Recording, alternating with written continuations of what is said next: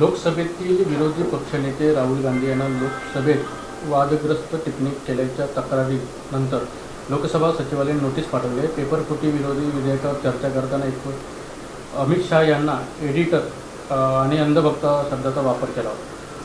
आणि आपण बघितलं असाल की लोकसभेचं कामकाज ह्या अधिवेशनामध्ये झालं. त्यातले 20 दिवस माननीय पंतप्रधान आणि माननीय गृहमंत्री राहुल गांधींच्या भीतीमुळे उपस्थित नव्हते. त्यांना विचारलेल्या प्रश्नाची उत्तरं देण्याची त्यांना क्षमता नव्हती किंवा त्यांच्याकडे काही प्रश्नाची उत्तरं नव्हती म्हणून ते उपस्थित नव्हते. असं असताना राहुल गांधींना नोटीस देणं आपण भेटत झालं की सगळ्याच बाबतीत हुकुमशाही चालू आहे आणि त्या पत्राच्याद्वारे दिलं किंवा आता राहुल गांधींना काही दिवसापूर्वी बातमी होती की राहुल गांधींना लोकसभेतून निलंबित करणार आहे. परंतु अशामुळे त्यांची भीती कमी होणार नाही, तर उलट हे असं केलं तर आणि राहुल गांधी वाढतील, राहुल गांधीची लोकप्रियता आणि वाढते. महाराष्ट्र FDAने पान मसाल्याच्या जाहिरातीवरून बॉलिवूडच्या 3 मोठ्या कलाकारांना कारणे दाखवा नोटीस बजावली. नाही, खरं तर तुकाराम मुंडे आता ते चांगल्या पद्धतीने काम करत आहेत आणि त्याला सगळ्याच लोकांनी पाठिंबा दिला पाहिजे. बॉलिवूडच्या कलाकारांनी लोकांचं जीवन उद्ध्वस्त करणाऱ्या अशा जाहिराती घेता कामा नये, कारण लोक तुमच्यामुळे अशा स्टाईल्स करतात आणि अशा आमिषांना बळी पडतात आणि त्यामुळे ह्या नोटीसी अत्यंत बरोबर आहे.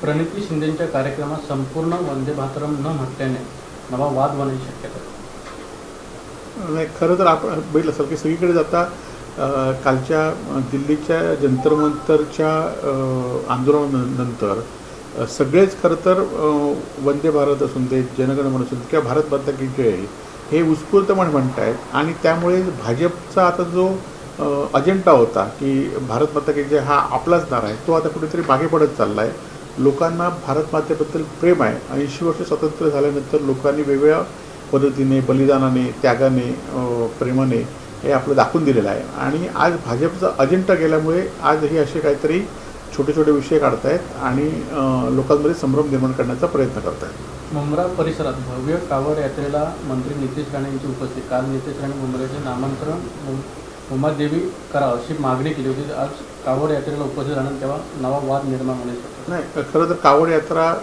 पहिली उत्तर प्रदेशमध्ये होती आणि आता महाराष्ट्रातल्या काही भागात काही वर्षामध्ये सुरू झालेली आहे आणि त्याला सगळ्याचाच पाठिंबा असणं गरजेचं आहे आणि असा विरोध कोणता असणार नाही आणि त्यामुळे नितेश राणे गेले तर काय मोठी गोष्ट नाही आहे. आदित्य ठाकरे यांच्या चाकण MIDC दौऱ्यातून आमदार बाबाजी काळे निघून गेलेली चर्चा. आपण बघितलं असाल की चाकण दौरा कशासाठी केला होता की महाराष्ट्रातले उद्योगधंदे बाहेर जात आहेत. 20 उद्योगधंदे चालू होते. त्यांनी इशारा दिला होता की या संदर्भात सुधारणा नाही झाली तर आम्ही हे उद्योगधंदे बाहेर आणणार आहे आणि या संदर्भात सरकारने भूमिका स्पष्ट केली नव्हती. आदित्य ठाकरेंच्या दौऱ्यानंतर त्याला वाचा फुटली. लोकांचा रोष आदित्य ठाकरेंच्या माध्यमातून सरकारवर दिसला आणि त्यामुळे काळे तर उपस्थित होते, ते पूर्वनियोजित कार्यक्रमामुळे दुसरीकडे गेले होते. त्यांनी असं स्पष्टीकरण दिलेलं आहे आणि सरकारचा रोष कुठेतरी दिसतोय आणि त्यामुळे विषय डायव्हर्ट करण्याचा प्रयत्न करत आहेत. येणाऱ्या काळात बुलढाणा जिल्हा शिवसेनेचा बालेकिल्ला बनणार असं संजय राऊत यांचं जिल्ह्यात मिशन टायगर होणार. आपण बघितलं असेल की आता परिस्थिती बदलत चाललेली आहे. गेल्या 4.5 वर्षामध्ये महाराष्ट्रामध्ये ज्या पद्धतीने कारभार सुरू आहे आणि ज्या पद्धतीने लोकांना जी खोटी आश्वासनं कार्यकर्त्यांना नेत्यांना दिली होती ती आता बाहेर पडायला लागली आणि त्यामुळे ह्याचा उद्रेक होईल आणि सगळाच महाराष्ट्र शिवसेनेचा बालेकिल्ला राहील. जयकुमार गोरे कॉप्या करून पास झालेले मंत्री सुषमा अंधारे अशी फेसबुकवरती पोस्ट केली. जयकुमार गोरे हे निश्चितपणे कॉप्या करून पास झालेले मंत्री असावेत. जयकुमार पत्रकार परिषद असताना थोडी की चला तुमच्यासाठी लिंकपिसा शब्द संपूर्ण पत्रकार परिषद कुठेही वापरला नाही. या संदर्भात सुषमा अंधारेने स्पष्टीकरण दिलेलं आहे. अमेरिकेचे राष्ट्राध्यक्ष डोनाल्ड ट्रम्प यांच्यासारख्या वेडा माणूस मी उभ्या आयुष्यात पाहिला ना, विजय विखे पाटील.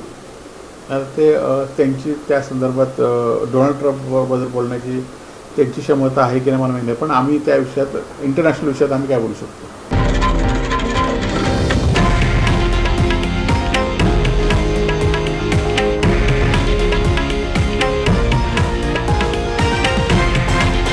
हे आहे देशातील नंबर 1 न्यूज नेटवर्क आणि आपण पाहत आहात TV9 मराठी, एकमेव.